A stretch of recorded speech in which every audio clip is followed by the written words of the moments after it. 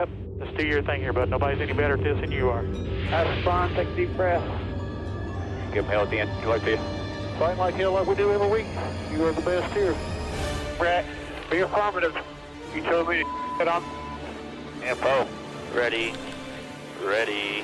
Slow. Green, green, green. Lock it down, lock it down. I'm destroyed, and I just got drove through like 6 times on the 14th. What the f*** is he thinking? That is the stupidest thing I've seen in my career. Literally. Everything you described is accurate. Haven't even finished the second stage yet. Half the field's wrecked. Hell yeah. 11 got it. Rowdy there, Matt. Good job, pal. Thanks, man. Good job all day. Great work, my man. Great work. Keep putting yourself in position, we'll win our share, right? We got one back today, brother. Good job. 10-4, great job, guys.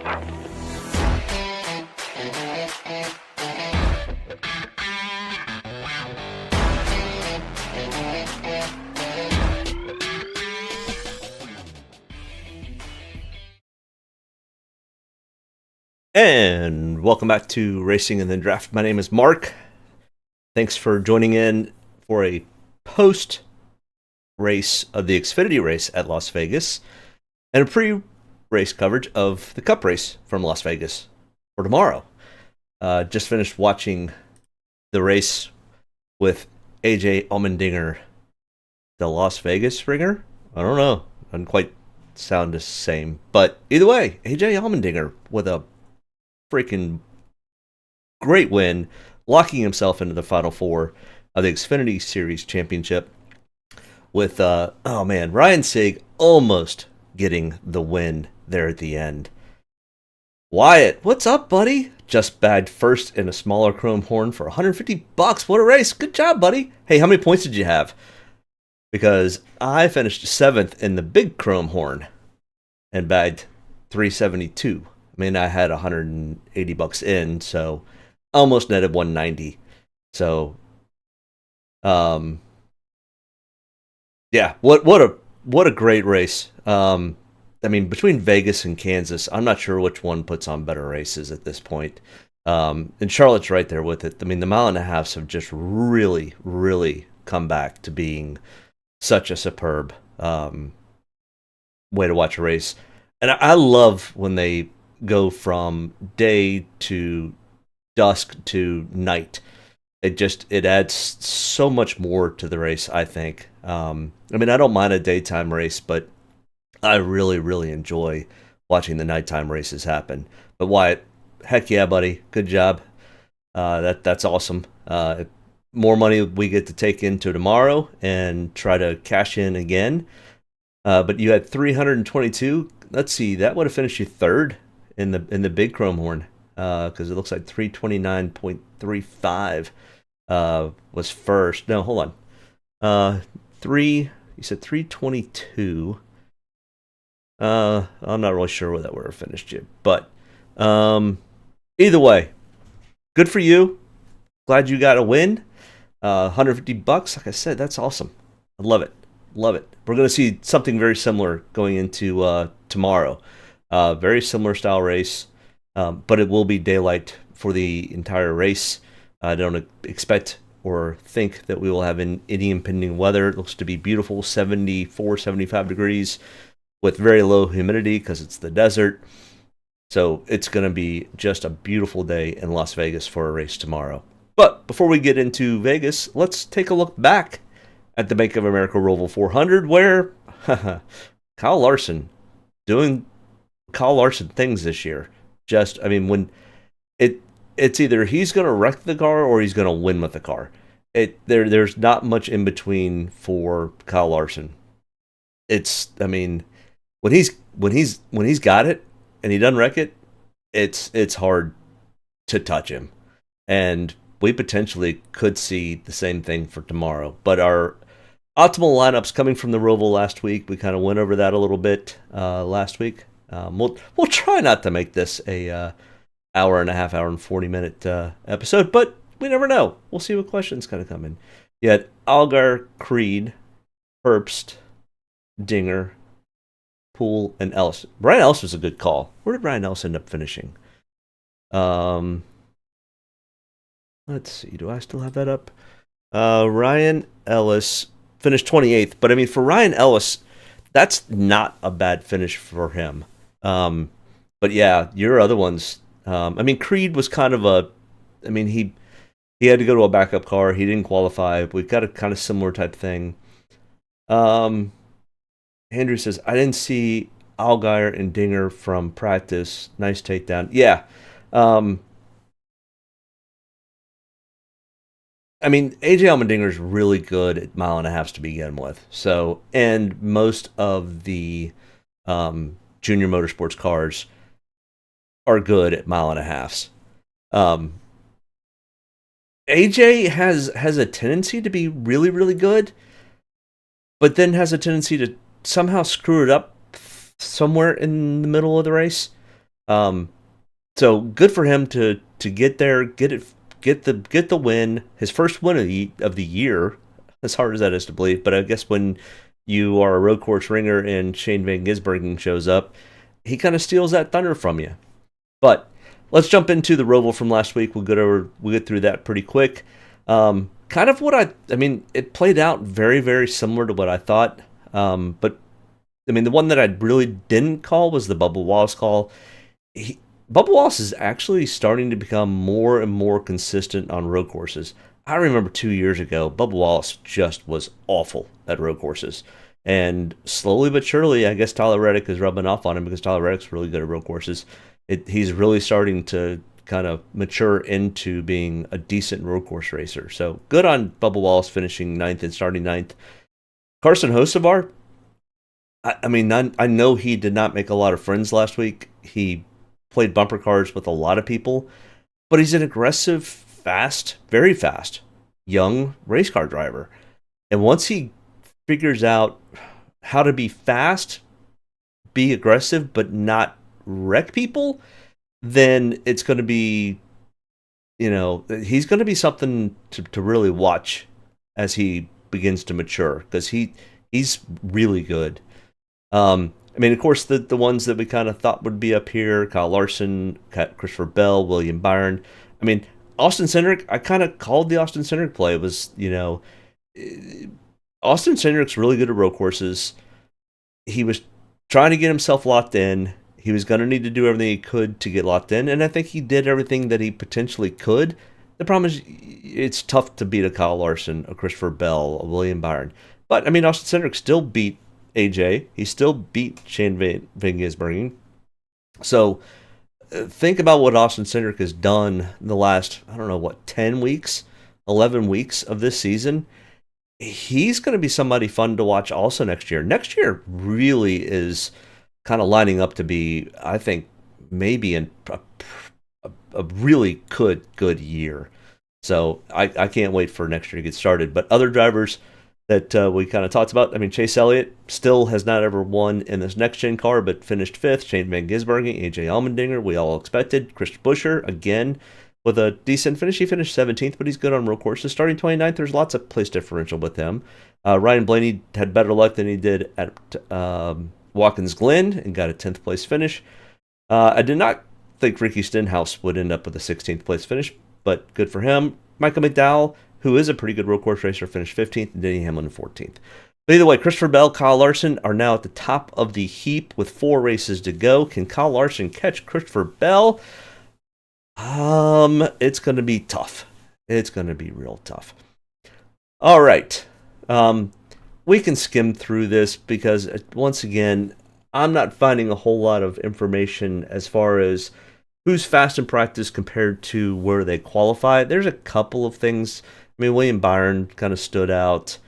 But other than that, not a whole lot. I mean, I'll continue through the rest of this year putting this up. This seems to be more of a better trend line that I'm starting to see, and I think I've talked about this the last couple weeks. The guys that seem to have the fastest lap and end up qualifying decent tend to have a pretty decent race. So, I mean, we literally had, this was the 8 fastest drivers, and we had 1st, 3rd, 10th, 7th, 5th, and 6th. So, I think this chart, which is the fastest single lap driver, is kind of showing a little bit more consistency than the other charts that I'm looking at. The other charts do have some information there, but I don't know if they really play too heavily, because this seems to be, I mean, when we start to think about who's fast on road courses, I mean, this is kind of the group. And this is kind of the group that was there. You think we should, Andrew says, you think we should bump up the playoff cars? I don't trust practice anymore. Yes. And no. I mean, you can't load your lineup with playoff drivers because you'll end up not having enough salary cap. So we're still going to have to find a few guys, but I think your lineups, just looking at past history, most of your lineups are going to have probably at least 3 of the playoff drivers in the lineup. If not potentially 4, and then it's where does the other 2 or 3 come from? And that's, I mean, Austin Cindric, I don't see Austin Cindric slowing down. I mean, they had to, most of these cars, for most of these teams that are in the playoffs, including Alex Bowman, who, I mean, you want to talk about just crappy luck. Alex Bowman, man, that sucks, because he was probably one of the best point getters of round 2 and round 1. And he drove into, he made the playoffs, and he continued to drive his way through the playoffs, just to have his car 17 pounds too light. That stinks. But I mean, it's an even numbered year, so you got to keep Joey Logano in the playoffs. I do not think Joey Logano makes the Final 4, by the way, but it is a even numbered year. But so those are the practice speeds, and really the value guys, there really wasn't anything other than Zane Smith, and Zane Smith was actually pretty fast at practice, and I did call him out last week, and I think he kind of helped with some of the lineups. All right, now that we've covered the Xfinity race, now that we've covered last week's race, let's get into this week's South Point Hotel Casino Las Vegas 400 from beautiful Las Vegas Motor Speedway. Las Vegas is a 1.5 mile track. It is one of the D shapes. It's kind of a cookie cutter, as they call it. It's 1.5 miles in length. It's 18 degrees to 20 degrees progressive turns. So 20 degrees at the top of the track, 18 degrees at the bottom of the track. The race length is 267 laps with the Dominator points of 186.9 coming from 66.75 laps led and 120.15 fast laps. So a Dominator will definitely be in play here. So we definitely are looking for 1, maybe 2 Dominators. The second one will be, somebody who starts in the top 5 and finishes in the top 5. And I honestly expect probably 3 of the top 5 drivers to finish in the top 5. So it's going to be pinpointing who that is going to be kind of the key for tomorrow's race. And when I say cookie cutter, Kansas, Charlotte, Las Vegas, Texas can be put into this, but because it's 2 different bankings on both ends of the track, it kind of gets a little wonky, but Miami can be also put into this. So all these 1.5 mile tracks, they call them cookie cutters because it's pretty much like you had a cookie cutter and you just found a different town and put a track there and said, do it like the rest of them. All right. Our optimal lineups from previous Vegas races, the past 4, which are all next-gen car races. And once again, there's trend lines that we definitely want to kind of find and see here. There's always kind of somebody in the 30s that kind of makes the optimal lineup. Daniel Hemrick did it in the spring race. Daniel Suarez did it in this fall race from last year. And then we've got 1 Dominator, Kyle Larson, 181 laps. Kyle Larson, 133 laps led. Fast laps. They had the most fast laps. And then it's kind of like who's going to finish in the top 5 or, kind of the top, maybe top 10. Other than, I think we definitely need to kind of look for 1 or 2 value guys. So, Noah Gragson at 6,200, Daniel Hemrick at 5,500 from the spring race, Ty Dillon at 5,100, and Daniel Suarez at 7,300 fell into that. And then if we look at a little bit further back in the spring 2023 race, William Byron dominated, and then in the fall of 2022, we didn't really have a true dominator for this race, but Ross Chastain did leave 68 laps of the 267. Green and white checkers. Only 1 out of these 4 ended up being a green and white checkered finish. So we typically don't see a green and white checkered as consistently at Vegas. But we saw one tonight. Will we see one tomorrow? Maybe. I'm going to put it at a 50-50 shot. All right, so if we look at the top 15 points getters in each of Draftkings points in each of these races and where they started and how it ends up kind of averaging out. From the top 5, typically we see 2. From the top 6 through 10, we see about 2.5. 11 through 20 seems to be about the same, 4.2, and then 4.2 from 21 to 30. And there's 1, maybe 2 that show up from 31st or worst. So not necessarily do we always need to find somebody from the back. It's much more that kind of the middle of the field for that place differential that ends up finishing in the top 5, maybe top 10.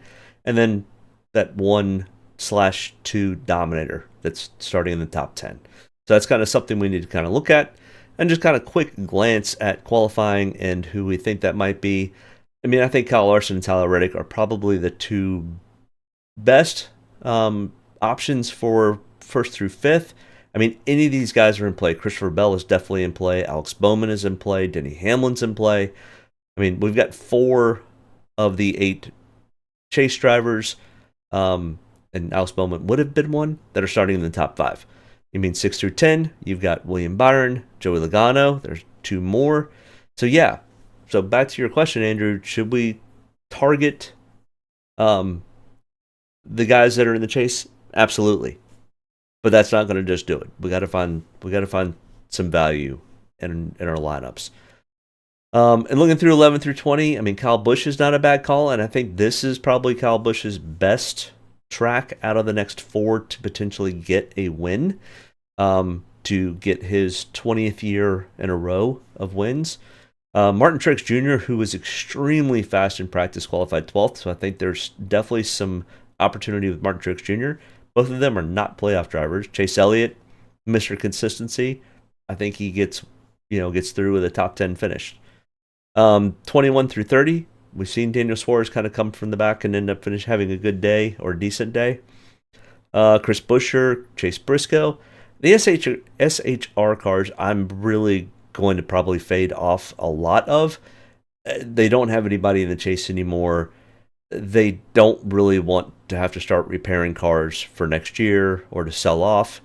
And they want to make sure that they have enough cars to get through the end of the year. So I really think SHR kind of starts to kind of play like a Rick Ware type of play, where it's just like they're going to go out, they're not going to do anything to cause damage to their cars or cause any damage to anyone else, and they're just going to finish out this year at this point. When when Briscoe was still in the chase, the whole team had some things to strive for.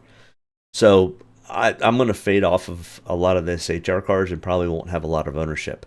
Ryan Blaney, who ended up having a punctured tire, ended up hitting the wall and having to go to a backup car, only completed 1 lap of practice. We don't have a lot of information, but I expect Ryan Blaney, since he's in the playoffs, to finish much better than 37th. Kind of the free square for this week. I will probably be somewhere in the 55 to 60% range. It's kind of like Sheldon Creed from the race earlier tonight in the Xfinity Series. There is always a risk, though, that they puncture another tire. They get involved in somebody else's mess. Ryan Blaney's pretty smart. I think he's going to try to just work his way through. I think he's going to sacrifice stage 1. He's not going to be able to get to the points of stage 1. Ooh, Texas just scored again. This could get interesting. What does that take them up to? Oh, they're down by 9 now. Okay, so here's my my updates of football. In fact, they'll only be down by 8 if they kick the extra point. They may go for 2, but I think they just kick the extra point. Sorry, squirrel, football, college. I understand. But Ryan Blaney, I really like the Ryan Blaney play a lot. But he's going to be highly owned. He's going to be 60% owned.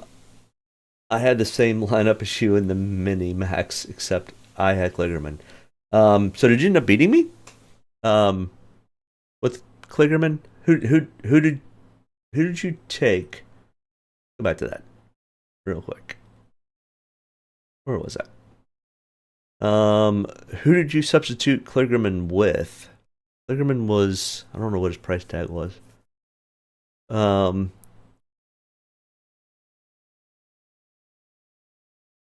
mean, you didn't substitute him with AJ, did you? That would have stunk if you did. I mean, maybe Ryan Sieg, but that still would have stunk too, because Kligerman finished 5th, which is not a bad finish.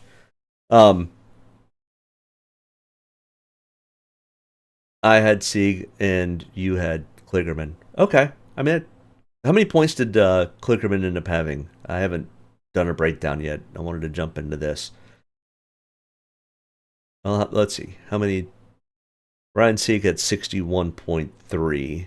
And Kligerman, you'll tell me in a second what Kligerman had. I don't think Kligerman outscored him. All right. Either way. Squirrel. All right, so for the chart that I don't think means anything, but it's here for your entertainment purposes, I guess, at this point. The fastest in single lap practice compared to their qualifying lap. So Ricky Stenhouse Jr. was 8th fastest on a single lap, but qualified 25th. So if we think he's going to finish where his single lap speed is, which typically shouldn't be the case, but tends to be more the case than not, which doesn't make any real sense because you would think their 10-lap speed would be a more of an indicator of how they're going to race actually in the race because, I mean, after 10 laps, you start to fall off. But either way, Ricky Stenhouse Jr. had the biggest jump because he ended up qualifying 25th with 8th fastest single-lap speed, which is 17 spots of place differential. Bubba Wallace, Chase Briscoe, John Ernie Nemechek, Martin Truex Jr. Really out of this group, probably Martin Truex Jr. is probably the one that I like the most. Maybe Ty Gibbs, but he only went to 8th. So probably out of this group, really Martin Truex Jr. is the one that kind of sticks out to me as being something that's more of an option. And then guys that were slow in practice and then bumped their qualifying speed up. I mean, I think Denny Hamlin probably stands a good chance of having a good race tomorrow and potentially could win. Same thing with Christopher Bell. But they were a little slower in practice and then overqualified from where they were in practice. That's really what all this chart does. 50.2 to 61. Yeah, so 10 points off. I mean, that's still, you still cashed. I'm sure that's still cashed. I mean, 10 points off. You probably finished in pretty well. So good lineup for you, but that's awesome. Yeah, if we can all do that again tomorrow, we'll all be very happy campers because everything kind of gets bumped up a little bit more for the Cup Series. And once again, here's the 10 lap, which I would think shows more of what they're going to do in race trim, but it doesn't tend to fall that way. I mean, like the Chase Elliott play, I think is a decent play. It was 4th fastest in 10 lap average and then qualifying 18th. It's 14 potential spots of place differential.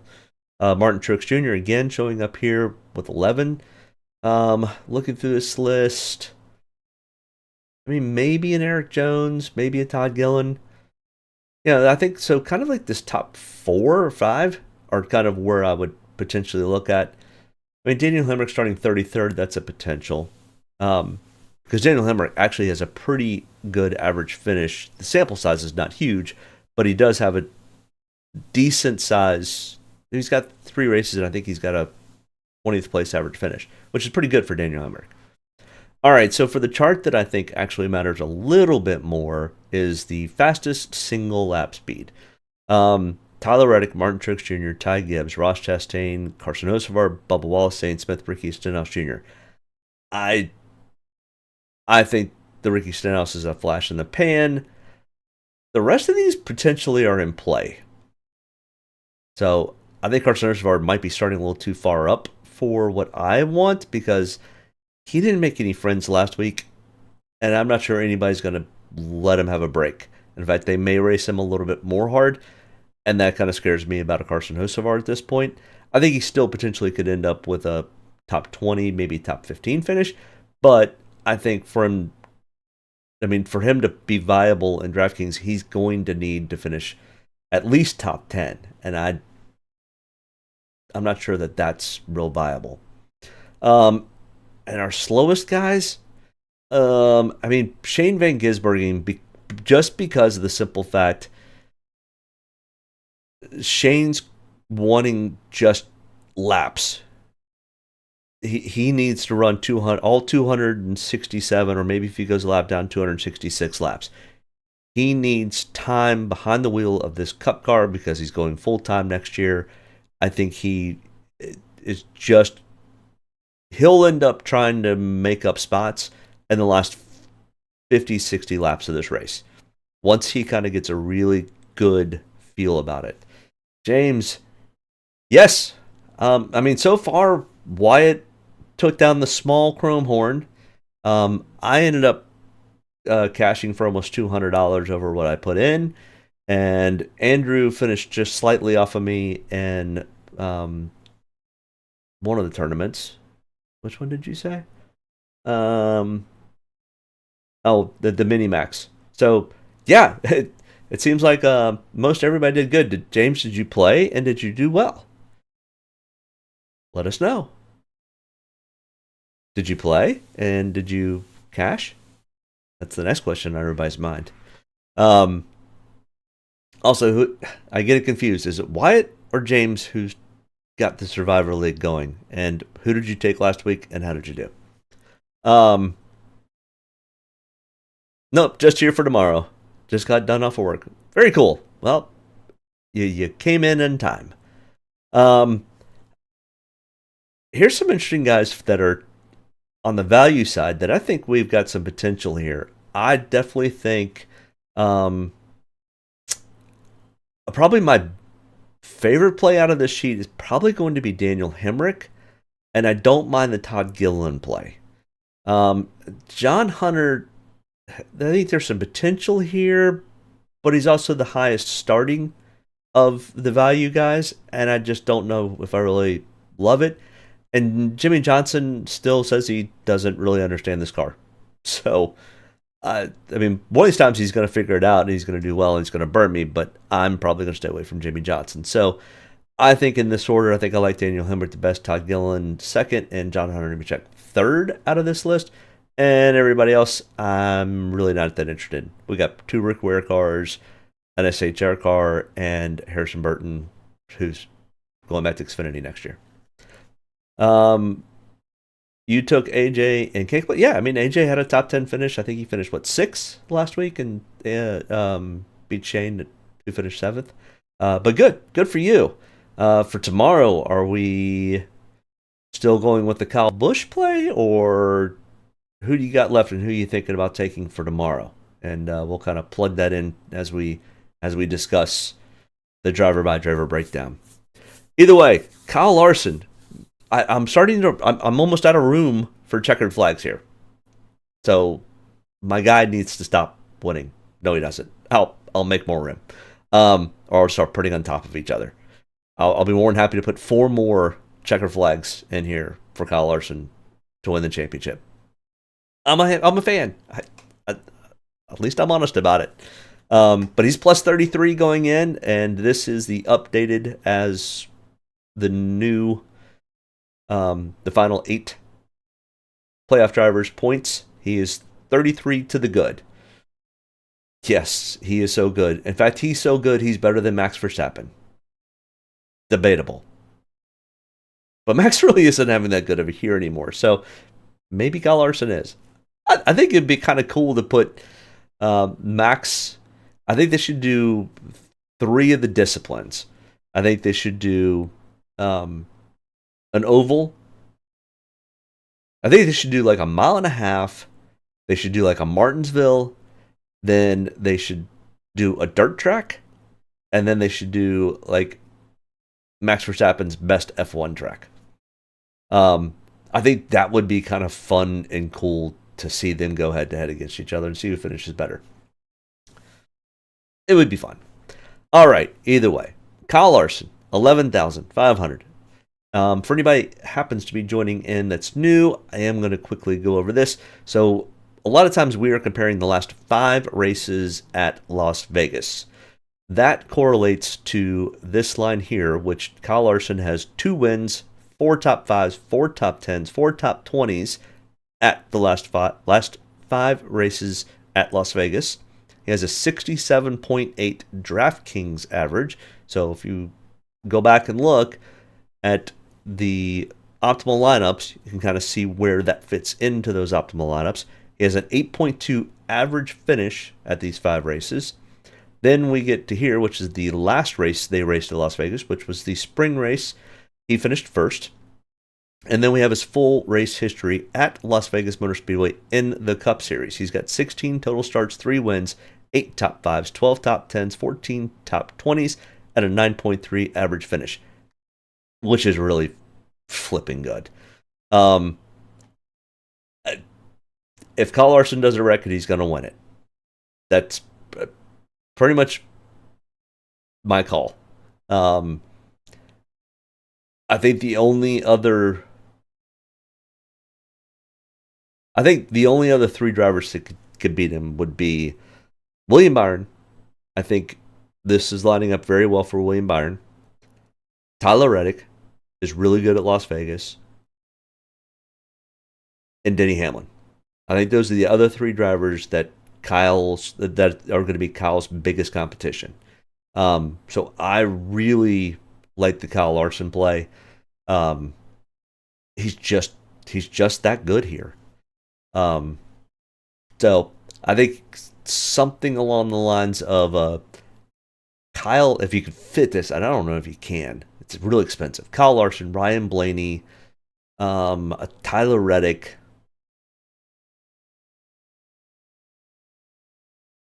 I guess you could go with Daniel Hemrick. And you start to save some money. But something along those lines and kind of mix and match with the 4 that I was talking about. Kyle Larson's either going to, like I said, he's either going to finish top 3 or he's going to finish 34th. Hopefully it's not 34th. Even though he does have the point spread to kind of keep him alive in the chase.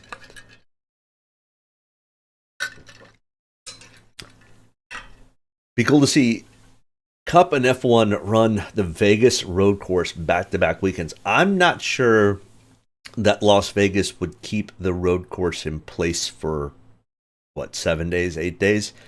I think realistically what you could possibly see, because I think the Xfinity race, or not the Xfinity, the F1 race ends up happening on Saturday night, late. I think it's like 10 or 11 o'clock at night. I think literally at that point, what I would like to see is the Cup Series run Sunday at like 1 o'clock. And then be done. I mean, maybe run a 50-lap shootout for the Cup Series, make it an exhibition race. And then they could wrap it up in one weekend.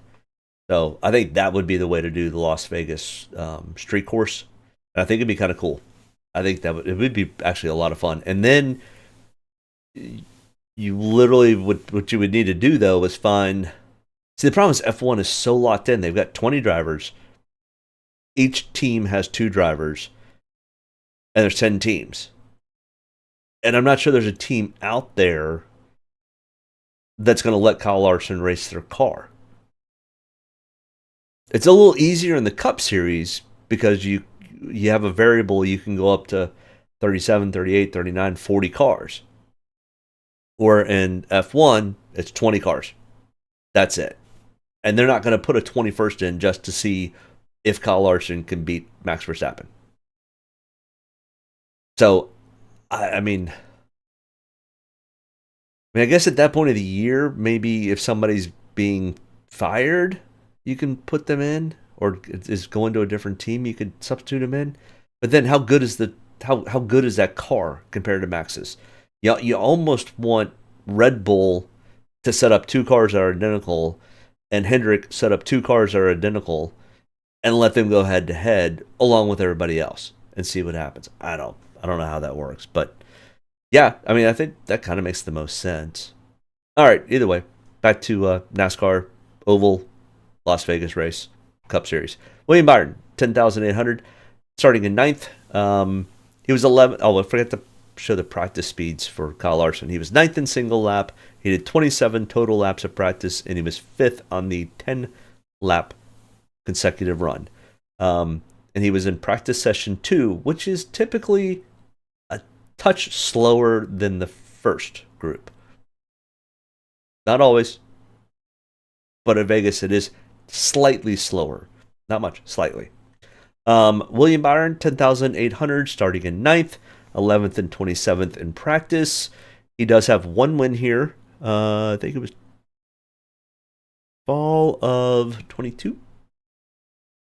Or spring of 22? I'm not sure. I can't remember. He does have one win, 2 top 5s, 4 top 10s, 5 top 20s, 53.1 Draftkings average. He does have a better average finish than Kyle Larson, a 7.2, which is crazy. Oh, because Kyle Larson did finish one. He only had 4 top 20s. So that other race must have been really bad. So William Byron, very consistent, very good here. Starting in 9th, I think it's easy to say he'll finish in the top 10. I definitely like William Byron to be plugged in to a lot of lineups. 13 total starts with a 15.1 average finish, and he's plus 4 to the good currently. So he needs to get some stage points. He needs to run and stay in the top 10, get stage points in 1 and 2, and then try to go for a solid, good finish, or if not, a win. Denny Hamlin, 10,600, starting in 4th. He was 18th and 7th in practice. He's got 1 top 5, 3 top 10s, 4 top 20s, 13.2 average finish. He finished 8th here in the spring race. He's only got 1 win here, so this is not one of Denny Hamlin's best tracks. He is very consistent, but he's not as good as Larson, Byron, and Reddick. Bell's kind of right there with Denny Hamlin. Bell is starting from the pole, but Christopher Bell starting on the pole at 1.5-mile style tracks is kind of like Michael McDowell starting on the pole at super speedways. It's almost a given. So if you're ever have free time before qualifying and it's a 1.5-mile track, just go put $5 on Christopher Bell to win the pole. He's just that consistent. Same thing with Michael McDowell. If it's a super speedway, just go put. Now, I don't know with Michael McDowell moving over to Spire next year if that will stay consistent. But do you think the charter fiasco is taking a toll mentally on Denny? I did. So, I do think the charter fiasco was taking a toll on Denny prior to the announcement. Because once the announcement happened, then it's out of your hands. At that point, it's in the lawyer's hands. It's in the court's hands. Deciding all the things prior to that, I think potentially that's why we saw Denny Hamlin have a slight performance decrease. But it could have also been that dog that they found. Lulu. I think that's what its name is. But I think Lulu the dog was an excuse for what was going on in the background. But once the lawsuit was set and done, it's really out of Denny Hamlin and Michael Jordan's hands. It's the lawyers are going to do what lawyers do, and they're going to run the bill up as high as they can because that's what they do. All right, we'll take a timeout. This whole 32 charter deal that NASCAR is doing, I understand they're playing hardball, but the more and more I kind of see this thing happening, is the more and more I just think, oh my God, NASCAR is the federal government. They're just going to take until somebody pushes back. And finally, Denny Hamlin's pushing back, and I love it. So I am way in the corner of the Denny Hamlin camp at this point. I hope they take NASCAR to the cleaners. Go back and listen 2 episodes ago to my full breakdown on how I feel about the whole NASCAR charter system, but them coming out and saying they're just not going to let them have their charters. I hope the judge on November 4th says it's crazy. That week is going to be insane. That's all I can say. Yeah, our breakdown for the final races could be quite interesting. For more reasons than one. We've got the charter system will kind of have some indication of where that's heading, and we will have just finished up with an election. So everybody go vote. Don't go here who you vote for. I do. But go vote. It's very important. Go vote. Make your voices heard. But back to NASCAR. So them doing the 32 charter deal and taking the 4 charters away, I think is an absolute BS response. But I didn't expect anything else from NASCAR. I mean, they're like everybody else. They're power hungry, and they think their stuff doesn't stink. Okay, back to NASCAR. Tyler Reddick, $10,000 starting in second. Did I finish Christopher Bell? I mean, I think Christopher Bell starting from the pole. That's this whole pole sitter thing just makes me scratch my head sometimes. The only pole sitter that, and it's because I am kind of a homer with Kyle Larson, but it's because it's consistency. If he starts in the pole, he typically just walks the dog on the field. Christopher Bell, when he starts in the pole, if it's a mile track, if it's a Richmond, if it's Phoenix, if it's New Hampshire, I'll take Christopher Bell all day starting from the pole. 1.5 miles, though, Christopher Bell's just been known so many times to take the pole. He'll go lead 30, 35, 40 laps. So there's some points that he'll get there. And Bell is going to be smart enough, as long as he doesn't have issues on pit road, that he'll finish in the top 10, maybe even top 5. But you're also going up against Kyle Larson, Tyler Reddick, William Byron here. The chances of you leading all the laps are going to be pretty slim. I mean, I'm going to have some ownership at Christopher Bell. I will not be very heavy on Christopher Bell, though. There's more chance of Christopher Bell hurting me than helping me. So, Tyler Reddick, 10,000. Now, if Tyler Reddick was starting from the pole, I mean, you also look at the practice speeds. Christopher Bell was 13th and 25th. Tyler Reddick was 1st and 2nd. There's some consistency here. So, I actually potentially expect Tyler Reddick to get out, take the lead from Christopher Bell, and lead more laps. I am more interested in taking Tyler Reddick than I am taking Christopher Bell. Andrew says, seems like clean air is king. Couldn't pass the leader tonight. Correct.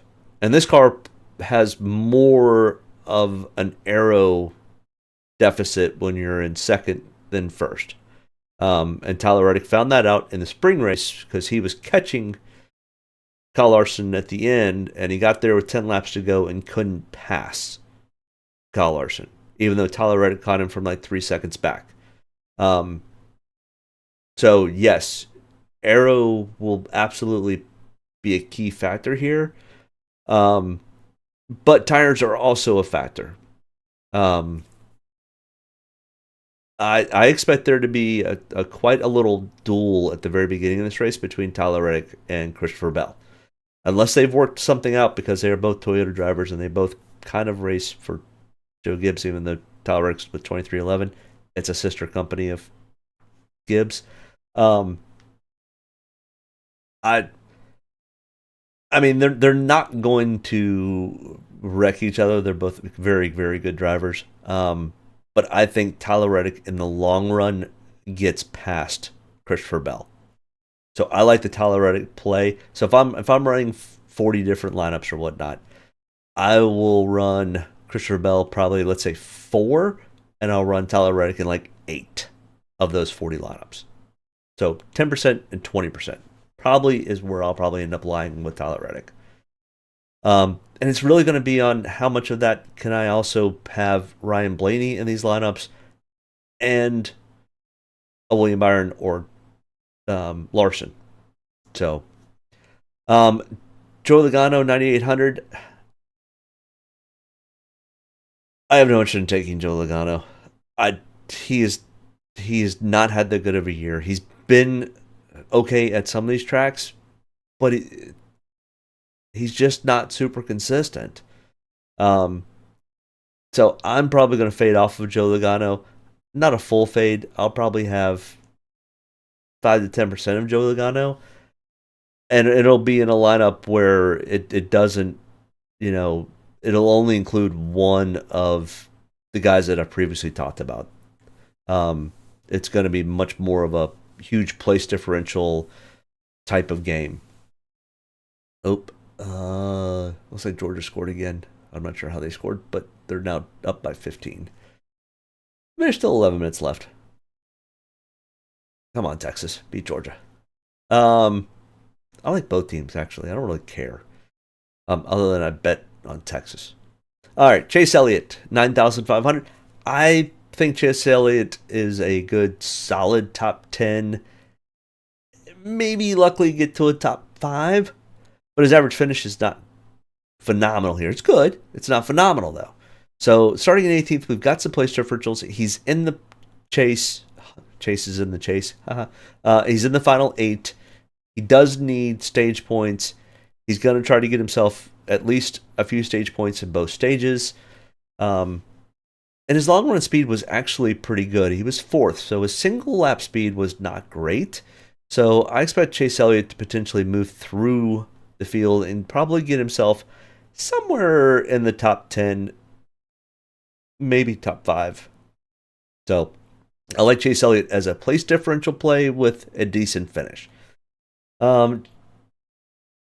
James says, I bet Beck passing yards. Oh, I haven't been able to pay that close of attention. I'm not even sure how many yards he's got. Did you bet the over or the under? Because I think this has been pretty much a defensive battle. At least the first half was a huge defensive battle. Yeah, you're gonna need a little help if you took the over. Over. He's way under. How many yards does he have currently? But either way, I like Chase Elliott. If you can fit him in some lineups, this is going to be a lineup that you potentially put a Joe Logano and a Chase Elliott in together, and you fade off of a Larson, Bell, or Byron type of field, and you just go against the grain a little bit. And I'll have a couple of those lineups out there just in case something weird happens, but I don't mind the Chase Elliott play. Ryan Blaney, he's going to be absolutely 65% owned. I will probably have him in somewhere between 50 and 60% of my lineups. He's just the free square. It's not like the car was set up weird. It literally only did one lap, and it blew a tire because it had a puncture in it. They ran over something on the track. He's 90 short. I mean, we got 11 minutes left. This thing gets kind of wacky. I mean, I think you're kind of screwed, James. But I've seen. I mean, all it takes is one play from the 10-yard line that's a pass, and they get a touchdown, and you got 90 yards. Pretty tough to do against these two teams, but there's a chance. College is wild. I did end up hitting a 14 parlay from the 3:30 round earlier today, and I kind of had it as a round robin. So I had, I think, $15 in and cashed out for $125 or something. So I've had a pretty good day in the betting world. I kind of needed it. I needed to get some more cash. And I'm sure the NFL will steal most of it back tomorrow. Matt, the Family Guy, really needs to come in and help me out. I've been struggling. I cannot get my finger on a true pulse of the NFL. I can figure college out, but the NFL it screws me every week. And this year I was like, okay, I'm going to play a little bit more because I had a little bit more cash and I'd done pretty well with Draftkings this year in NASCAR. So I was like, oh, I've got some things I could play with here, and so far it's not gone well. Ryan Blaney, like I said, we don't really know what his car setup is, but it was a punctured tire. It wasn't anything weird or strange. They've gone to a backup car. Brian Blaney says the backup car's perfectly fine, and he thinks he's going to be perfectly good for the race. Coming for 37th to Las Vegas is a little bit on the tougher side, but all it takes is to flip the field once. If we get a wacky caution at lap 12 or 13, you come in and get tires, or you just go against the grain and you'll make up spots. And Blaney will make up spots. As long as he doesn't get screwed in somebody else's mess, I think Ryan Blaney probably makes it to at least top 20, top 15, if not a top 10. So I like the Ryan Blaney play, but 65% of everybody else will too. So don't use him in every lineup. There is a chance that he gets tied up in somebody's mess on lap 10 and ends up not having a day at all. So there is that chance. Martin Truex Jr., who I really, really like starting in 12th. I think he's going to be very, very under-owned because I think a lot of people are going to go with what Andrew was talking about and kind of focus a lot more on the playoff drivers. And I think he's just going to get overlooked. He's got 2 wins here at Vegas, and if we look at his last 10 races, he's finished in the top 10 all 5 races. He's very consistent at Vegas. This could end up being a very interesting race for Martin Truex Jr. I mean, I don't see him winning at Homestead. I don't see him winning at any of the other 3 tracks. He's kind of like Kyle Busch. I see Martin Truex Jr. and Kyle Busch, if they're going to get a win, this is probably their best opportunity. And yes, James, he looked fast. He was second in single lap speed. He was first in 10 lap speed. 7.6 average finish for his average finishes. I mean, he's almost as consistent with average finish as Larson is. 7.6 and 9.8. In fact, it might be even better with average finish. So I definitely like the Martin Truex Jr. play. This is another one. Ross Chastain is very, very good, at least in the next gen era, at Vegas. Starting 7th. He was 4th in single lap, 3rd in 10 lap. He's got, in the last 5 races at Vegas, 4 top 5s, 4 top 10s, 5 top 20s, 5.2, which is the best average finish out of the 5 races. 5.2. He finished 4th in the spring. Ross Chastain is very good at Vegas. There's just some tracks that some drivers are just really that good at. And when they are, it's kind of like Daniel Hemrick. When we get to Daniel Hemrick has got really good stats here. Kyle Busch is actually not bad here. That's why I keep saying this is probably his best opportunity. He's from Vegas. He grew up racing this track and every different form of motorsports that you could, including the bull ring outside of the track, the dirt track that's outside. I mean, all of it. Kyle Busch is grew up in Vegas, and this is what he grew up doing. He's only got one win here, but 26 starts. He's got finished in the top 12 times.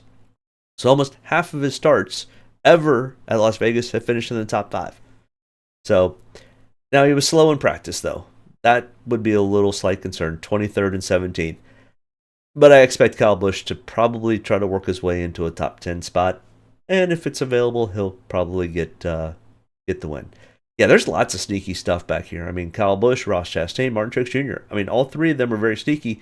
And you would go completely against the grain by taking those three compared to Kyle Larson or Bell or Reddick and those types of guys. So there's lots of interesting plays on how to play this tomorrow. So, I mean, Ty Gibbs, who is not bad here. He's pretty good at mile and a halves. 8,300 starting in 8th. He practiced 3rd in single lap, 6th in 10 lap. And he's got a 20.8 average finish, but you got to remember that probably the first 2 races he had here, you kind of throw those out. Because he's not as good as Carson Hocevar. I mean, come on. Ty Gibbs, as good as Carson Hocevar? Psh, Ty Gibbs has got an Xfinity championship. That doesn't mean anything. Carson Hocevar, though. I'm kidding. Yeah. I don't think I like the Ty Gibbs play starting in 8th. Just gut feeling. Alex Bowman, 8,100. Kind of feel bad for that kid.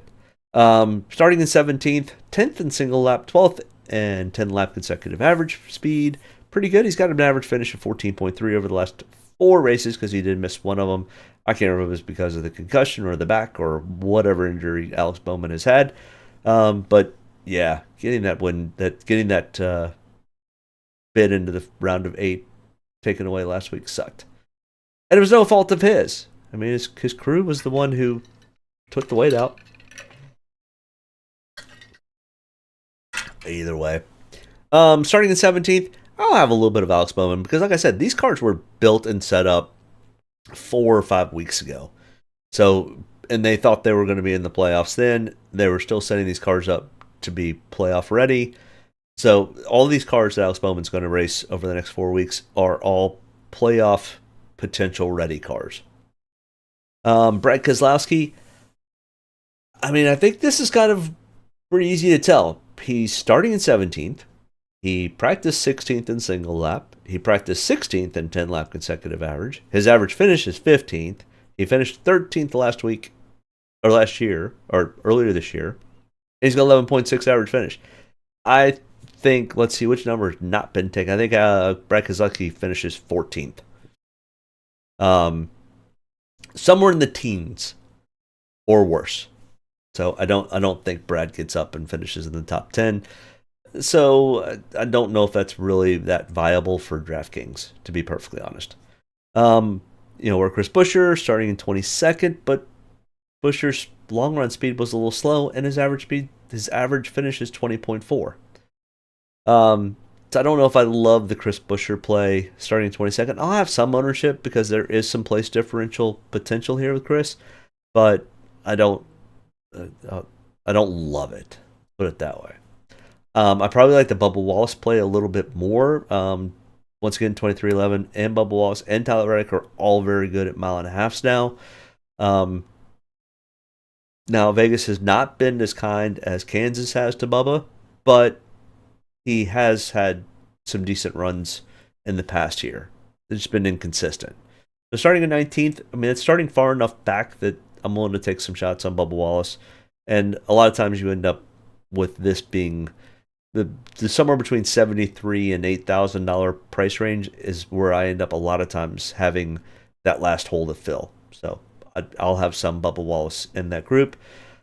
Chase Briscoe starting in 24th. He was decent in practice, but once again, I'm just going to say it. Stewart-Haas, now that they're not in the chase, I think out of the 4, Chase Briscoe is going to continue to vie for better finishes because they'll finish further up. And I think this 14 car will be the one that Stewart-Haas keeps, even though at this point he may still have all 4 charters by the time the start of the season next year, because he signed the contract with NASCAR. So wouldn't that be just a whatever, a hoot, if Haas keeps all 4 charters and lets 2311, Front Row, and whoever else that was going to buy the other charter. I can't remember who it was. I think it was RFK that was in the process of looking. Let them set the cards up, and Haas will just lease out the charters. I mean, I think that's a play that's viable, actually, because Haas did sign the contract for all 4 of the charters.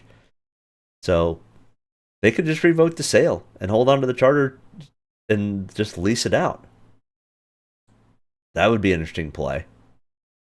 I hadn't thought about that. I haven't even heard anybody talk about that. I don't even know if it's a possibility. I'll have to look into that. Austin Cindric, $7,000.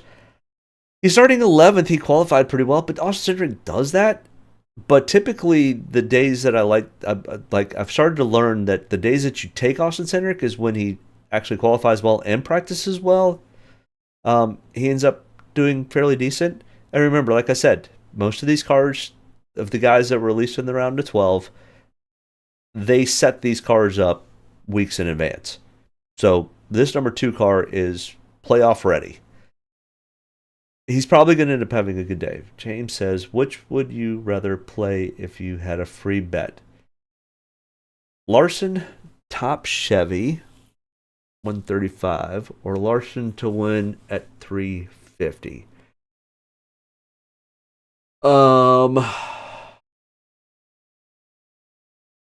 I would probably play the Larson top Chevy before I played the Larson win. Reddick is really good here. I think Larson's better than Byron, but in the Chevy camp, Byron's going to be Larson's biggest competition. So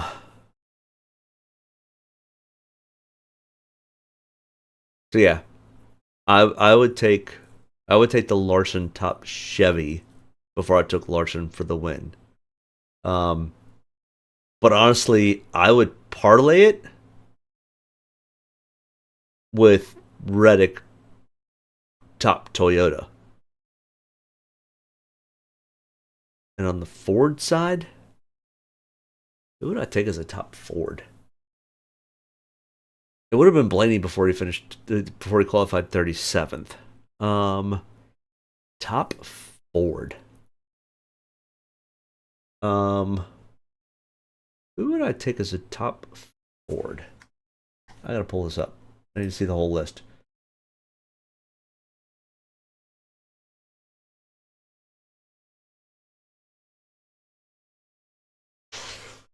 Larson, Byron, Halen, Herdick, Joey, not Blaney, Ross, Ty, Alex, Brad.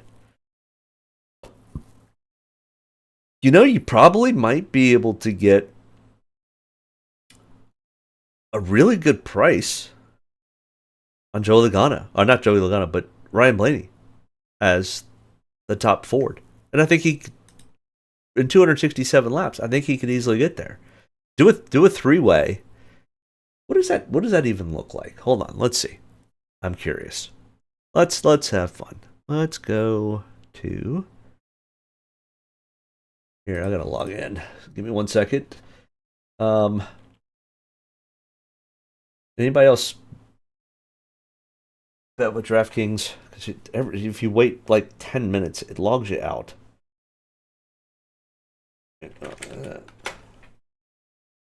All right, let's do this. NASCAR.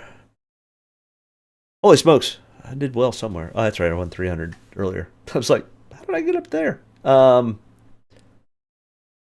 Motorsports Cup races. Do they have? Oh, they don't have any of those odds out yet for parlaying them together. At least in DraftKings. Oh, darn. Oh, well. Um, yeah, tomorrow they should be able. I would do the Larson Reddick, and I bet you money that Blaney will bump it up. I bet you 22, 23 to 1. Um, would be my guess. Let's go back and look, because I did a bet, I think last week or 2 weeks ago. Let's see if it's still on there. Or did a 3-pick parlay. I know this is boring at this point. I just need to scrap it and just keep moving on to the drivers, but I'm interested now. But it was the odds when I went that way were really big. I can't find it now. Oh, here it is. So I had, what were the odds on it?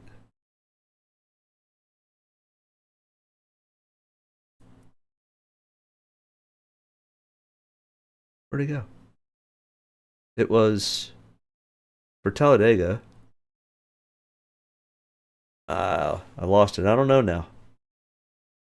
Joey's plus 1,600, Ryan's plus 2,500. Yeah, I think if you, for top, oh, yeah, so put Larson, Reddick, and Blaney in a parlay as the top finishers for each one. Yeah, so here's a three-way pick parlay that ended up being 5,500. So 55 to 1 for Larson, Buschard, Hamlin with a $5 wager.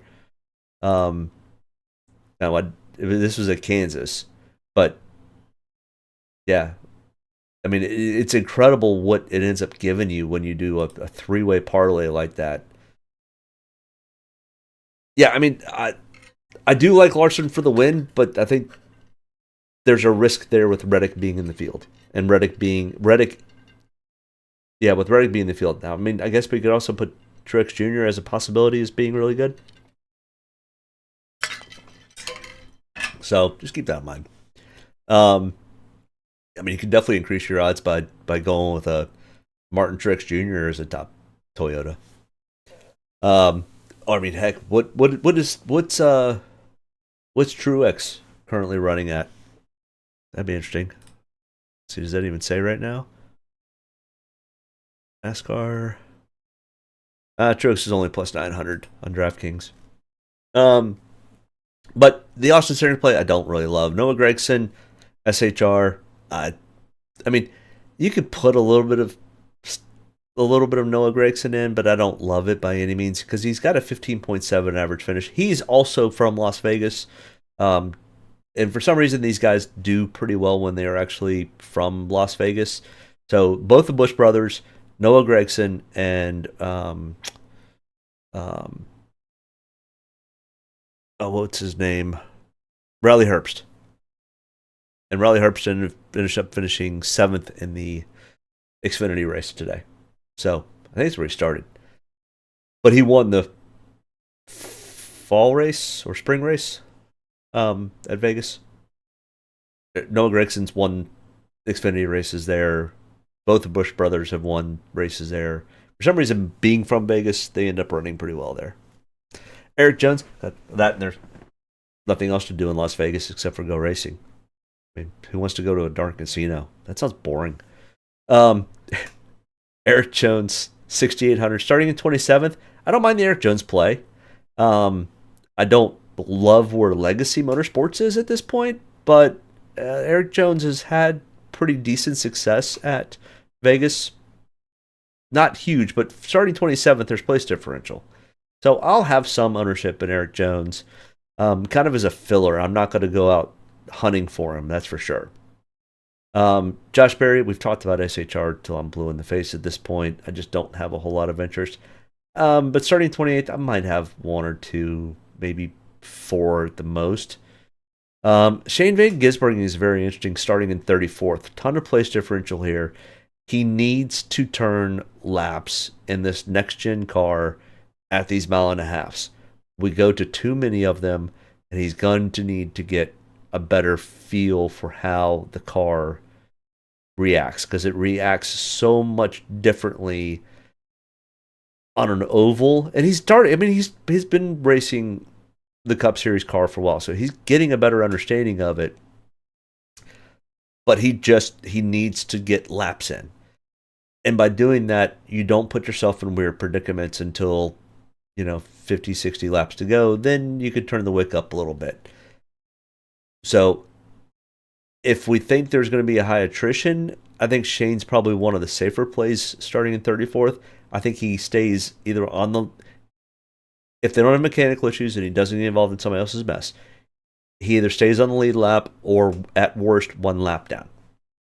And that will probably put you at least 10 spots better than where he's currently starting. Is that Jimmy's problem too, or is it the combination of the next gen and the Toyota?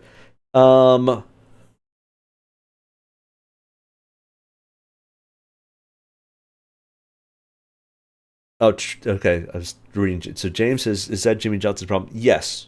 It's not a Toyota problem. These cars are way too similar. There is not a huge difference between the manufacturers. There is aerodynamically, but not how they react when they get loose. It is significantly different. Now, I've never actually sat down in a true Xfinity car or Cup car.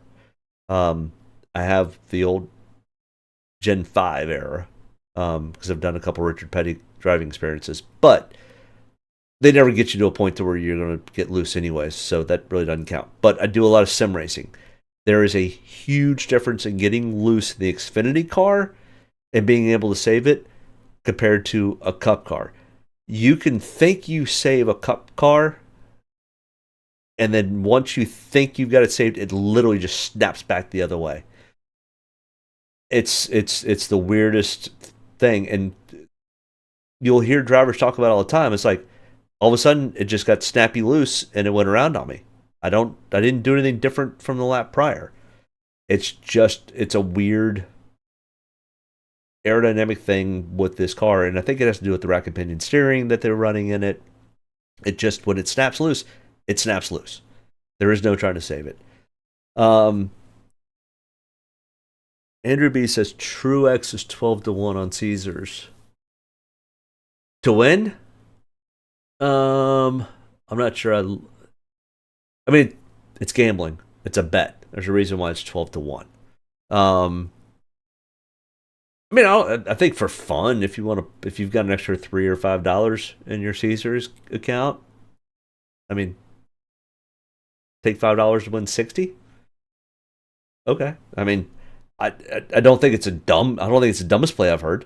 I think Truex has a real chance of winning this race. The only problem is I think there's about 7 other drivers who actually also stand a chance at winning this race. I would say Truex is probably top 4 of those 7, but yeah. That's why I like him potentially as a top Toyota paired with... I think if you're going to do a top driver from each manufacturer, I would mix and match these 6 drivers. I would mix in the Ford camp. I would do Logano and Blaney. Then I would do in the Toyota camp. I would do Truex and Reddick, and then in the Chevy camp, I would do Byron and Larson. And literally, for 5,500 or 55-1, you could put most of those combinations together. Now, all it takes is one driver to finish that we haven't talked about, and it screws everything up. That's why it's gambling. But I like the mix and match of those potential 6 drivers in the Toyota, Ford, Chevy camp. So, any chance, in your opinion, Jimmy can crack the top 20 from attrition? Hey, Jimmy's starting what, 24th? We're about ready to get to Jimmy Johnson. We'll get there in a second. Hold on one second. Shane Van Gisbergen, 34th. I will have some Shane. There's not much here in DraftKings that's going to hurt you with Shane unless he finishes 34th. But, I mean, the same risk runs with taking Cody Ware. And I think Shane's probably a better driver and has better equipment. So I will have some ownership in Shane Van Gisbergen. Not a ton, but I'll have some. Carson Hocevar, we talked about him earlier. I mean, good on him, and he was fast in practice, but I think it's too risky, and there's a lot of people who are not super thrilled with Carson Hocevar in the Cup Series right now. So I just don't think he's going to get any favors. Michael McDowell, mile and a half tracks are just not in Michael McDowell's wheelhouse. He's good at road courses, and he's good at super speedways. When it comes to short tracks or mile and a halves, he's just not that good at. So I have no interest in Michael McDowell starting in 15th. If it burns me, it burns me. Same thing with Austin Dillon. I think he's going to finish somewhere at best in the teens.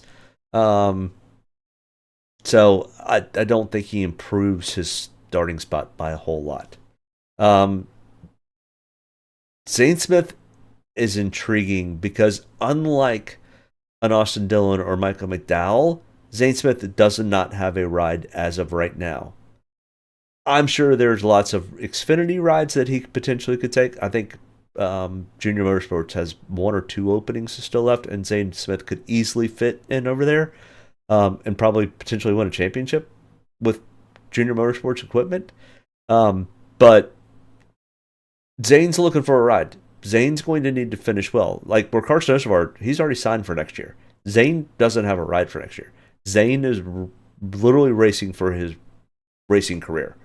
So I think Zane's going to end up having probably a decent day. Now it's going to be tough getting better than 14th with all the people that we said are good here. So I don't mind being sneaky with Zane Smith, but I'm not expecting much more than 14th from Zane Smith. But at 6,100, I don't think you have to get much more than that with Zane. Ricky Stenhouse Jr., I think he might crack the top 20. I don't think he gets in the top 15, though. And I just don't think that's enough movement for Ricky Stenhouse, to be perfectly honest. Justin Haley starting in 16th. I think he's starting a little too far up. I mean, I know the 7 cars have been pretty good, and I know Justin Haley's pretty good as of late, but he's been inconsistent as of late also. So I think Justin Haley kind of outkicked his coverage a little bit, or at least where I'm willing to take many shots at him. I might have him in 2 to 4 lineups, but not a whole lot of ownership there. Todd Gilliland's interesting. Starting in 30th, there's definitely some place differential here, and he was at least 14th in this long run speed. Beyond that,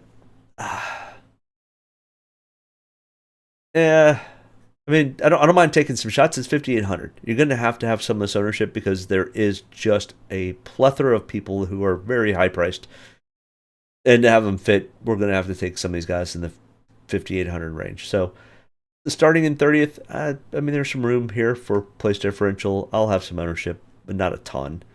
Harrison Burton, I just don't have any interest in at all. Starting in 31st, I mean, I'm not sure if he was starting 36th or 37th, I would have a lot of interest in Harrison Burton. I just don't think he's got the upward. He doesn't have there's no ceiling. The ceiling's way too low. Ryan Preece starting in 32nd. I mean, unless we think there's going to be a high attrition rate and Ryan Preece isn't going to be part of it, I just any of the SHR cars, I've beat this horse to death. I just don't have a whole lot of interest. But starting in 32nd, he's the worst of all the SHR cars. I might have a couple of shots on Ryan, but I'm not expecting a lot from it. Miley, welcome to the chat. What's up? Hopefully you did well last week. Did you beat your brother? We gotta know. Did you beat your brother? Miley, you see who's on the poll again? Yep, Christopher Bell, your guy is on the poll.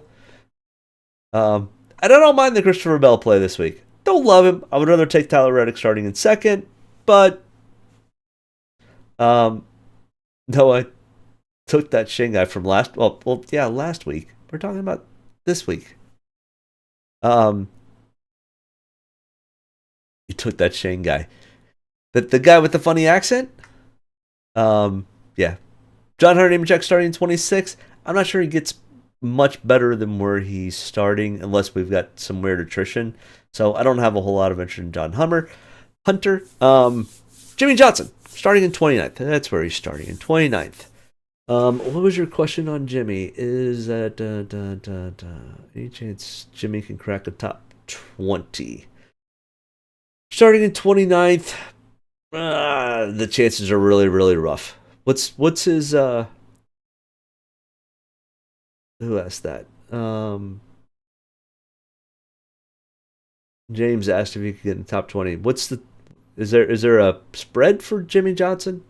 What's the betting odds? Yeah, Jimmy Johnson. Yeah, I'm not sure he gets in the top 20. It would take a lot of attrition for it to happen. I don't think he races his way into the top 20. He's just not going to be aggressive with this car. He just doesn't. He doesn't feel comfortable behind the wheel yet, and I'm not sure he ever will. I'm not sure, other than a Daytona race. I don't know if he does it. Yeah, that's the crazy thing about this charter system is we could see 44 cars show up for 40 spots at Daytona, and you could literally see Bubba Wallace and Tyler Reddick not make the Daytona 500. That's the importance of this charter system, and that would be crazy. Could you imagine the regular season champion and potential Final Four, Tyler Reddick, show up to Daytona, have something go wrong in the duels, and miss the Daytona 500 next year? You want to talk about an irate fan base if that happened? Chances are slim, but it's absolutely a possibility. I mean, it's Daytona. I could get Larson as the top Chevy, Jimmy top 20 for 1,400. Ooh, that's a lot of big what ifs. I'm not sure I'd take that bet, James. Not at 14 to 1. I don't. The risk reward's not big enough for me. Just my honest opinion. It's plausible. I'm not sure Jimmy gets to a top 20. Corey LaJoy, 5,200, starting in 35th in a Rick Ware car. I mean, he's better than 35th. I'm not sure his equipment's better than 35th. And Corey LaJoy's not Justin Haley. Where did Justin Haley finish in this car earlier? Justin Haley finished 27th. So is 8 points a place differential enough for Corey LaJoy at 5,200? Maybe. Because if we have some higher attrition, then he's getting 12 or 13, 14 points, and then it ends up maybe at 30 points. I'm not sure that still gets him into the top 15. So I'll have some Corey LaJoy, but I don't love the play by any means. I would much rather take Daniel Hemrick, starting in 33rd. He's got 2 starts in the next gen era where he's finished 20.5. And he finished 19th in the spring race. Daniel Hemrick also 4 starts total with a 20.3 average finish. So regardless of whether it was last gen or this new gen era car, he still finishes very close to 20th. Starting 33rd at 5,100, 13 spots of place differential, he's definitely in play. And I like the Daniel Hemrick play. Cody Ware is also in play. For some reason, now that he's got a clear head and I guess seems to be sober and got all the stuff past him, he's been doing much better as of late.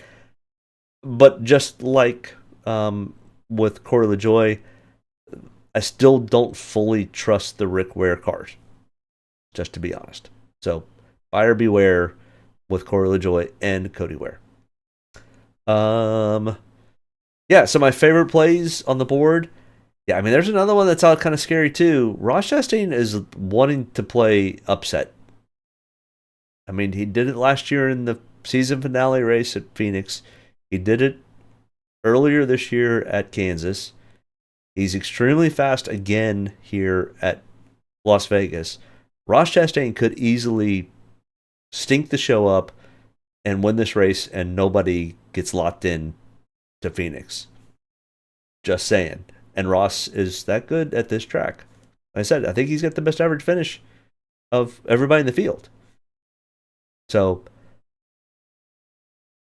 yeah, I mean, you could easily put him right there with Kyle Larson and William Byron. You got 3 Chevys that could easily, any 3 of them could win. Ross Chastain, definitely. Kyle Busch, starting in 20th. Do I recommend Ross over Kyle Busch for Survivor? Yes. Yep. I mean, the Kyle Busch play, he's from Vegas. He's won here before. He races pretty consistently here. But he's not as consistent or good as Ross Chastain has been currently. And Ross is also, since the playoffs started, Ross has been on a heater. Yeah. If I'm you, I would start Ross over Kyle Busch. I like the potential play of Kyle Busch getting his win, but I don't think it's likely. I think it's more likely Martin Truex Jr. gets a win than Kyle Busch, and I think it's more likely Ross Chastain finishes better than Kyle Busch. I think it's real tight between Ross and Martin Truex Jr. If you ask me if I had to pick one of those two, I'm not sure I'd feel comfortable picking either one as which one I'd like to finish better. I think both of them are easily top 5 drivers. But I think Kyle Busch, there's a chance of it, but I think it's more consistent that he gets a top 10. Where I think Ross and Truex are probably top 5.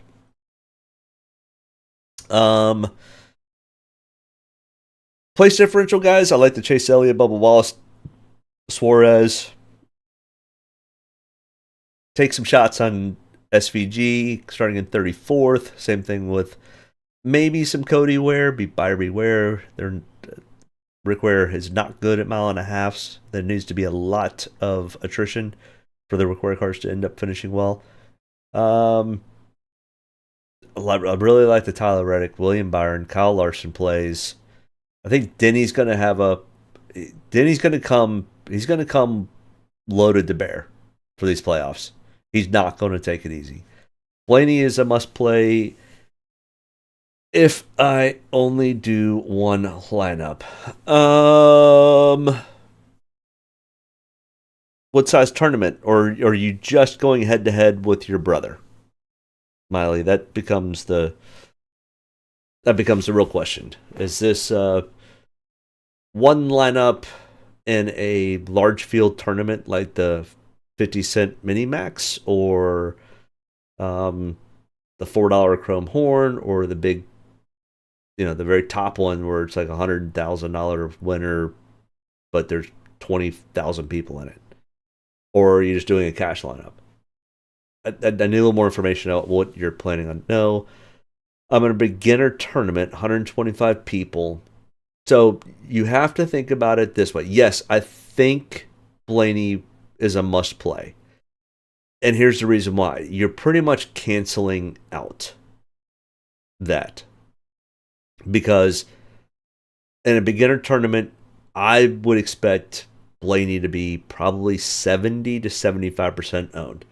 So what you're doing is going with the field, and you just have to think, okay, even if he has a bad day, the other 70% of the people are probably going to have a bad day also. When you get into some of the higher price tournaments, people will fade off of these high-end drivers, or the easy picks, because you're looking for negative correlations, if that makes sense. So in a smaller field tournament, and 125 people is a smaller field, single lineup against people who are not trying to be overly creative would mean that Ryan Blaney is going to be very heavily owned. Yeah, so if you remember, $9,300, becomes a little bit tougher to play a Tyler Reddick and a Kyle Larson who are 10,000 and 11,500. So you just have to kind of remember that. It makes it tougher because Ryan Blaney is expensive. Because typically what you're looking for is I'm trying to kind of think like an Alex Bowman, even at 8,100. Yeah, it's $1,200 cheaper. But if Alex Bowman had done the same thing that Ryan Blaney did, I would take Alex Bowman as much. But all of a sudden, you free up $1,200 in salary cap. This is going to be a tournament where you're going to use most of your salary cap for this tournament. Let's go back and look at the. I think you got here late. So I mean, we had 1,700 for the spring race left over. It's a little on the unusual side. Nothing left for the fall race last year in this race. 400 and 600. So you're going to want to probably use most of your lineup. I've never been a huge fan of using absolute all of your lineup, but I think somewhere between using all of it and $600 is probably kind of if you get to the end, that's kind of where you want to be. It's a challenging weekend to build lineups, James. Hemrick is cheap, yeah. I mean, we could kind of throw this together real quick. Hold on, let's see. Go over here. Let's go throw a lineup in for you and kind of see. I'm not going to submit it. We're just going to play with some numbers. So if Ryan Blaney's a must, you throw him in. Then we throw a Hemrick in because I like Hemrick. And we take Reddick. And we take Larson. All right, we've got a little over 7,000 per. So who on the cheaper side can we go with?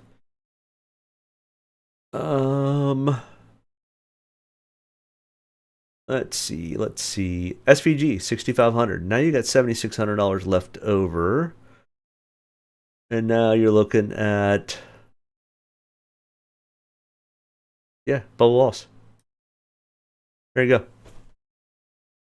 That's a good lineup for you right there, Miley. Blaney, Hemrick, Reddick, Larson, SVG, and Bubba Wallace. That's a good cash lineup right there. You can take that if you want. I'm sure I'll end up playing it somewhere, but I don't know where. But yeah, that's probably a decent little lineup. And you have $100 left over. I mean, you could also easily substitute out, take Tyler Reddick out and put Martin Truex Jr. in, and you've got 1,100. So you could even go off of SVG, and I don't really love anybody there. Let's put SVG back in. Take Bubba Wallace out, and we've got 8,600. Now you can put Kyle Busch in. Not a bad lineup there. Do I like no? Do I like Noah normally? Noah Gragson? Yes. With SHR closing down in 4 weeks, yeah, I'm not interested in much of SHR anymore now that they don't have any drivers in the playoffs. The car's already set up for Chase Briscoe, but other than that, I don't know if I like much of anything else. Do I want you back on the Shane guy? I mean, he's starting 34th. He needs to turn as many laps as he can, so he's not going to screw anything up. He's very patient. Yeah.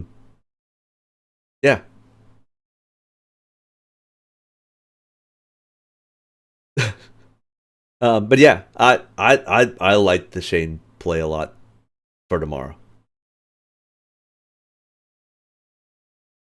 Oh my god, you guys are so bad. Either way, I like this lineup and I like the other lineup before. So you choose. But yeah, there is that. Just having fun. I appreciate. Yep, not a problem, Molly. No wait. I mean, this is what it's about. It's supposed to be. Let's have fun. Let's have a good time. Either way, I have to be up at the crack of dawn. My dad's coming in. We're flying out to Kansas Monday. I'll be gone for the week, but I'll be back in town by Friday, and I will be live. Let's see, next week, we are headed to Miami Homestead. It's a pretty normal weekend. They've got Trucks, Xfinity, and Cup. The Cup races at like 3:30, Xfinity's at like 3:30. So normal time, normal channel, normal all the things for next week. Then the week following will be much more challenging because I go to Martinsville for the entire weekend.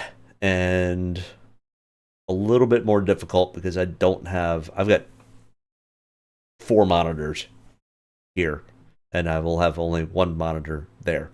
I will still be doing a broadcast. It will probably not be Saturday night. It will probably be Sunday morning for Martinsville.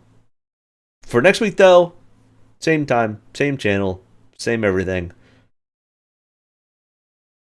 I'm going to watch back. Yeah, go watch the beginning. We all did really well in the Xfinity race today. So, but everybody, have a great race. Am I going to the race? Yes, I go to Martinsville. I think I've been to, including Xfinity and trucks, I may have been to close to 100 races at Martinsville at this point. But yeah, Martinsville is my favorite track. Yeah, in fact, if you look behind me, yeah, it's my favorite track. Probably second would be Bristol, third would be Richmond. So, yeah. My best friend also lives in Danville. And the problem why I'm saying I'm not going to be live on Saturday night of the Martinsville race is because I can guarantee I'll be at the casino. Danville is almost finished with their full-end, high-end casino in the middle of Danville. It's like a half mile from my best friend's house. So I'm sure it's going to be a long weekend. God help me. But yeah. Yeah, it's going to be a crazy week. We've got Martinsville, then my aunt who passed away 6 months, she was also 92. So God rest her soul. She's in a better place. But her interment at Arlington National Cemetery is Monday after Martinsville. And then the election is Tuesday after Martinsville.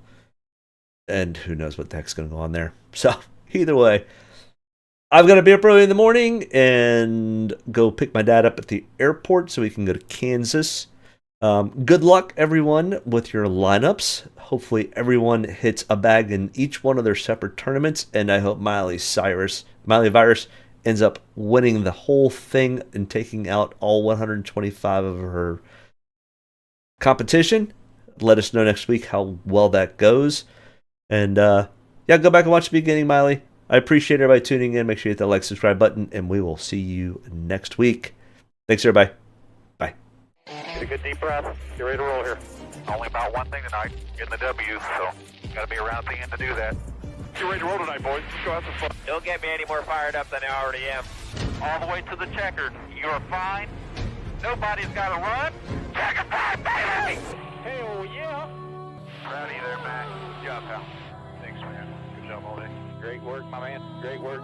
Keep putting yourself in position. We'll win our share, right? We got one back today, brother. Good job. Great job, guys. Excellent work, my man. Excellent work. Thank you. Man, that's awesome. Set out with a goal we got in here, bud. Thank you very much. Really proud of you, man. Drove your butt off tonight. We had the fastest car here, bud. Probably killed our deal there. Just feel like I gave one away. Yeah, boys. Way to rebound. Great job. Great job, bud. Really good job. Appreciate you hanging in there with us all weekend. What a weekend. Good job. Thank you.